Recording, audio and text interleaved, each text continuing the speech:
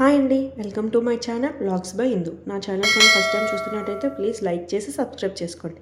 ఈరోజు అయితే విలేజ్ స్టైల్లో కోడిగుడ్లు ఎండు చేప కర్రీ అయితే చేస్తున్నానండి. ఇంకా లేట్ ఎందుకు ప్రాసెస్లోకి వెళ్ళిపోదామా.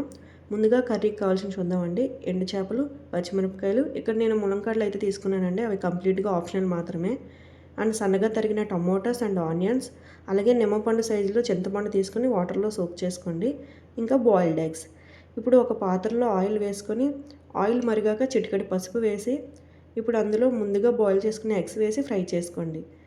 ఎగ్స్ బాగా ఫ్రై అయ్యాక ఎగ్స్ పక్కకు తీసి పెట్టుకోండి. ఇప్పుడు అదే పాత్రలో ఎండు చేపలు వేసుకొని ఫ్రై అవ్వనివ్వండి. చేపలు ఫ్రై అయ్యాక పక్కకు తీసి ముందుగా మనం చాప్ చేసుకున్న ఆనియన్స్ అండ్ చిల్లీస్ వేసి వేయించుకోండి. వేయించాక ఇప్పుడు అందులో టమాటోస్ కూడా వేయించి ములంకాడలు కూడా వేయండి. ఇప్పుడు మొత్తం ఒకసారి కలుపుకొని ఒక స్పూన్ అల్లం వెల్లుల్లి పేస్ట్ వేసుకోండి. అల్లం వెల్లుల్లి పేస్ట్ వేగాక నెక్స్ట్ 2 స్పూన్లు చిల్లీ పౌడర్, టేస్ట్కి తగ్గ సాల్ట్ వేసుకొని ఒకసారి మొత్తం కలుపుకొని మనం ముందుగా సోక్ చేసుకున్న చింతపండు నుంచి గుజ్జంతా వేరు చేసి ఆ చింతపండు వాటర్ని వేయండి.